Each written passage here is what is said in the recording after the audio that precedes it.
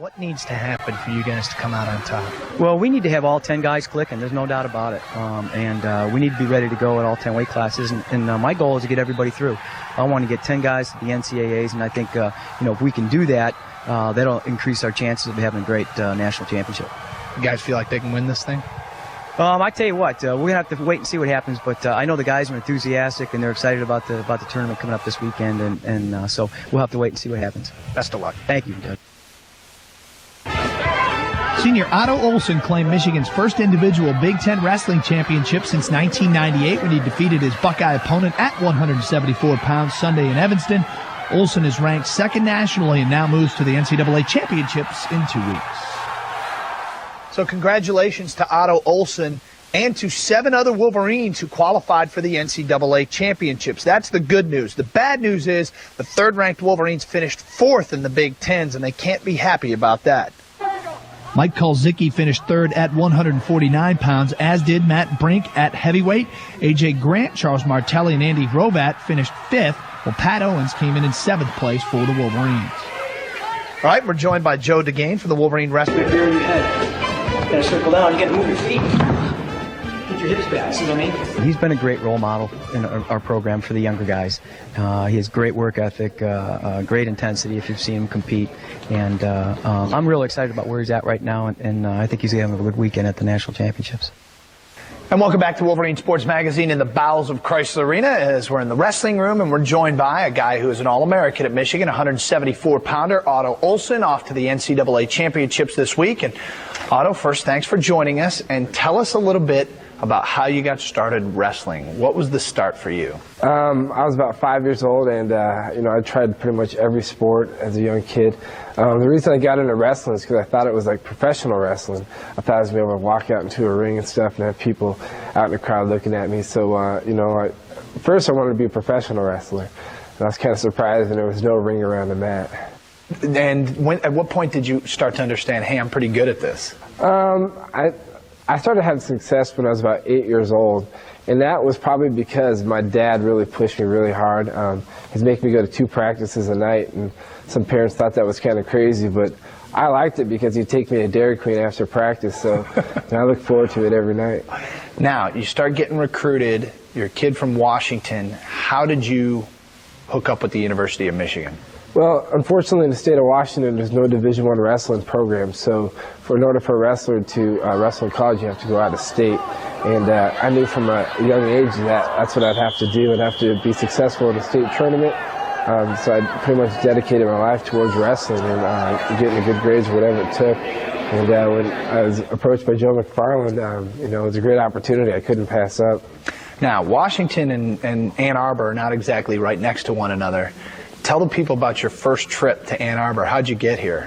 It's kind of crazy. There was a friend of a friend who drove a semi-truck. She's a lady semi-truck driver. And I had a lot of stuff I wanted to bring out because I had a DJ company back in Washington. And she offered for me to ride in with her in her semi-truck because she had some extra room in the back of the truck. So we loaded up all my equipment. It took 5 days to drive across the country in the semi-truck. You mentioned that you owned a DJ company, and Otto continued to DJ at the University of Michigan. Let's take a look at him in action.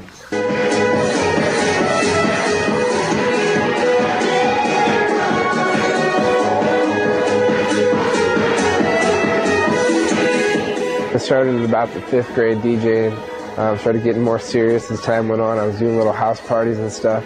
I was in a little rap group. I was a DJ for a rap group, kind of messed around, and all the money I'd make from my small gigs, I just kept investing it back into my equipment until I had enough stuff to do a decent job, I guess. Another thing happened to you this year, which was interesting. First of all, you blew out your knee a couple of seasons ago and missed an entire year. Then this year, in 1 week, you had a car accident, you got hit by a car while riding a bike because you didn't have a car. Then the trailer with all your DJ equipment got hit. That was a rough week. Take us through that. I was thinking things couldn't get worse after I got in my car wreck on Sunday heading back from Pittsburgh. And, I went to practice that night. My back was a little bit sore. Thought nothing of it. Next morning, I student taught at a high school, Saline High School, which is a little ways away. So I rode my bike. It was about 6:30 in the morning. A car didn't see me, was turning into a driveway. I got hit by that car. was in the hospital that entire day. I thought my career was over with. Just when I thought things couldn't get any worse, I come home from the hospital and my trailer has a big dent in the back and the car had ran into it that day. So it was 3 days of some pretty tough luck. How'd you keep going? Well, I figured things happen for a reason. With the bad luck, there's some good luck that also comes. And hopefully right now at the NCAAs I'll be able to cash in on some good luck. I've kind of changed my mindset. Usually I like to think about all the pressure that's on me. I like to try to thrive off that. But more recently, I've just kind of calmed down and realized that this is something I've done for 18 years. It's just a habit. Go out there and do what I've been doing and try not to put so much pressure on myself. And hopefully some good things will happen. That said, you try and stay calm and all that, but just before you go on the mat, you've got the thing where you're banging your head and you get fired up. Tell us a little bit how you got doing that. Well, it's kind of a strange story. My dad really got me into that by when I was a little kid. He used to pay me to make a guy bleed when I wrestle. So it kind of go out there and approach it like it's a fight, It's either kill or be killed in wrestling, and as long as you keep it legal, that intensity is what wears people down. So you psych yourself up that way? Yeah, I definitely try to get fired up and psych him out maybe even. Have you ever seen it work? Have you ever done that and looked in the other guy's eyes and you think this guy's nuts? Usually I think I'm kind of weird, I think, when I go out there, but I don't worry about it. Best of luck. Thank you. Michigan's Otto Olson placed third at the NCAA Wrestling Championships last weekend and was the highest finisher of 5 Wolverine All-Americans. Michigan finished in 7th place, its best showing since placing 5th back in 1994. Wolverines closed out their successful season with a 17-3-1 dual record. Otto Olson also learned last week he'll be back next season for his 6th year of eligibility.